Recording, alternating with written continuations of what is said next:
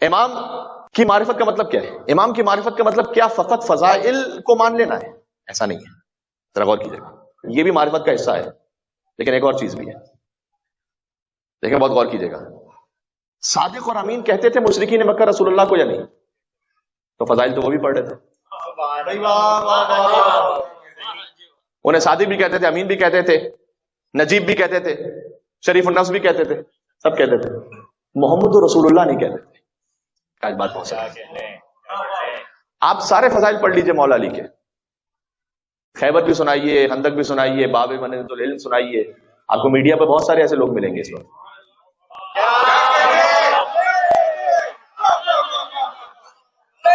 ان سے کہو یہ ہمارے لیے کافی نہیں ہے، پہلے بتاؤ علی ولی اللہ پڑھتے ہو یا نہیں پڑھتے؟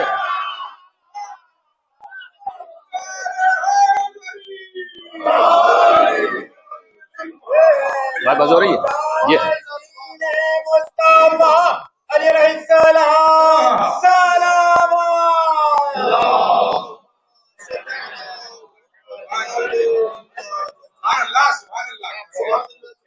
فقط ہمیں فضائل نہ سنو، بلکہ یہ بتاؤ کہ ورنہ تو پھر مشرکین مکہ بھی کہتے تھے صادق اور امین۔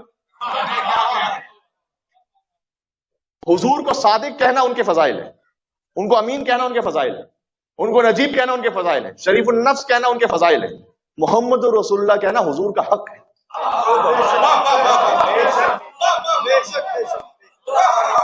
وہ حق جو اللہ نے انہیں عطا کیا، دیکھو اس حق کو کون مانتا کون نہیں مانتا۔ علی کے علم کے فضائل پڑھنا ان کے فضائل ہیں،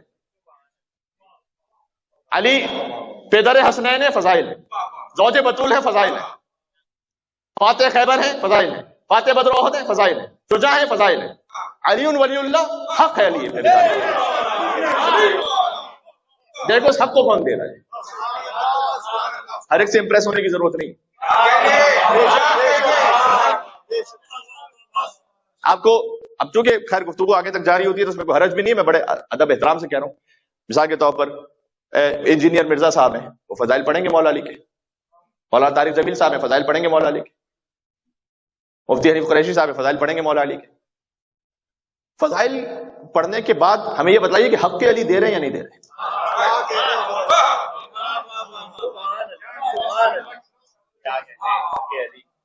جی، جب بی بی فدق کے لیے دربار میں گئی تھی نا تو اصل تو حق تھا نا۔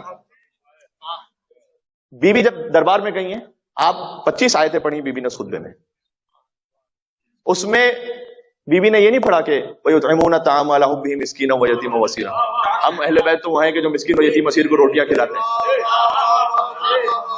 اس سے ان کی فضیلت ثابت ہوتی ہے بھی، ڈائریکٹ حق ثابت نہیں ہوتا۔ یہ میرے باریک نقطے کو سمجھنے کی کوشش کیجیے گا، بات واضح ہو رہی ہے۔ بی بی نے نہیں کہا قُلْ لَا أَسْأَلُكُمْ عَلَيْهِ أَجْرًا إِلَّا الْمَوَدَّةَ فِي الْقُرْبَىٰ، انڈائریکٹلی حق ثابت ہوتا ہے، بھی ڈائریکٹلی یہاں پر حق ثابت نہیں ہوتا۔ بی بی نے جب اپنا حق ثابت کیا تو اپنی عصمت کے لیے آیت تطہیر کو بھی پڑھا اور یہ پڑھا، یعنی کچھ آیتیں وہ کہ جن کا تعلق ڈائریکٹلی اہل بیت کے فضائل سے بنتا بھی نہیں بظاہر، یا سلیمان داؤد کے وارث ہوئے، یحییٰ زکریا کے وارث ہوئے، کیوں؟ اس لیے کہ وہ حق ثابت کرنا۔ فقط یہ نہ دیکھو کہ جو فضائل کو کون سن کے یا فضائل کو کون بیان کر کے بڑا اشعش کر رہا ہے، یہ دیکھو کہ حق کے اہل بیت دے رہا ہے یا نہیں دے رہا۔ حق کے اہل بیت دینے کی پہچان کیا ہے؟ پہچان یہ ہے کہ اہل بیت کو ممدوح سمجھیں اور ان کے مقابل ہر ایک کو ملعون سمجھیں، یہ ہے حق اہل بیت کو دینے کی پہچان۔ ہر فضیلت یہ ہر فضیلت پڑھنے والے سے آپ خود بخود انالیسس کر لیجئے گا کہ مشرکین مکہ کی طرح فقط صادق اور امین کہہ رہا ہے اور محمد رسول اللہ نہیں پڑھ رہا، ہائے ہائے ہائے، ہاں یا نہیں؟ اصحاب با وفائے رسول کی طرح محمد رسول اللہ کہہ رہا ہے، صحیح ہے؟ اور یا علی کے فضائل جب پڑھ رہا ہے تو فقط فضائل پڑھ رہا ہے، یا سلمان و ابو ذر و مقداد کی طرح علی ولی اللہ بھی کہہ رہا ہے؟